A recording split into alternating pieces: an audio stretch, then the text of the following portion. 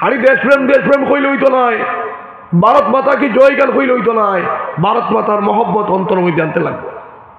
আর ভারত মাতার মহব্বত অন্তর মধ্যে আনতে হইলে এই ভারতবর্ষের সৃষ্টির লোকে আপনার মায়া লাগানি লাগবে, ভারতবর্ষের মাটির লোকে আপনার মায়া লাগানি লাগবে।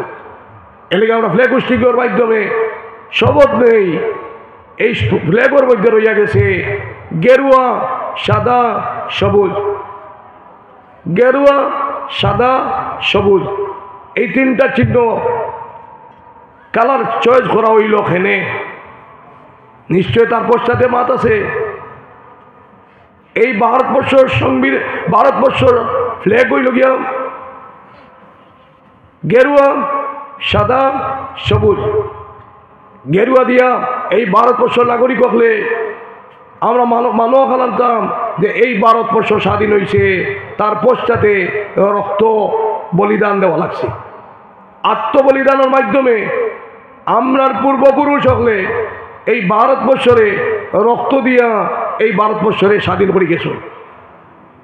এই বীর সৈনিক হলে আমরা শ্রদ্ধার সহিত স্মরণ করতাম।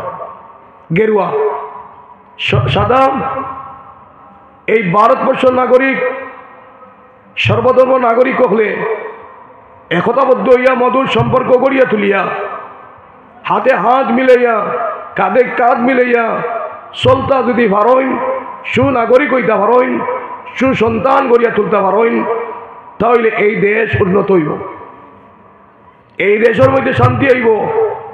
ও তারপরে হইল কি সবুজ, সবুজ দিয়ে হইল কি শান্তি। এই শান্তিটা পাইতে হইলে প্রথমে আমরা বীর সৈনিক হলরে শ্রদ্ধার সহিত স্মরণ করিয়া আমরা গেরুয়া কালার ডে অনুসরণ করতাম। 2 নম্বর হইল সাদা, সাদা দিয়ে এই ভারতবর্ষের নাগরিক সবার মন মানসিকতা এক হইত। আমরা উদ্দেশ্য থাকতো এই দেশকে উন্নত করা। যদি এই দুইটা জিনিস আমরা মাথার থাকে তাহলে তার পশ্চাতে শান্তি, সবুজ দিয়ে তার পশ্চাতে শান্তি। এরপর হইল কি চক্র, গোল চক্র দেখতাম, একটা গোল চক্র থাকে না খুব কাছায়।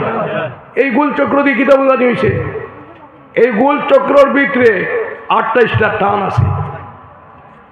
এই গোল চক্রর ভিতরে 28টা টান আছে।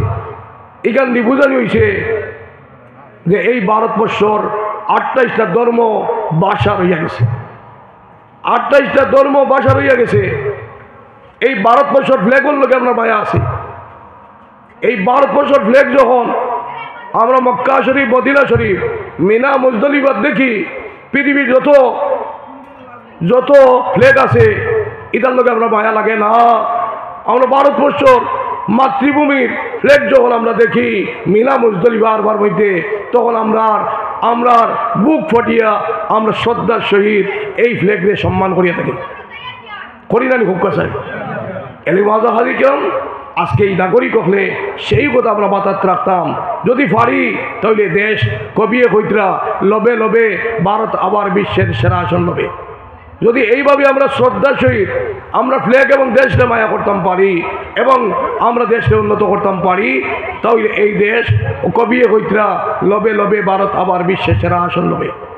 এই ভারতবর্ষ পৃথিবীর সেরা আসন লইব। মাজা হাজি কেরাম।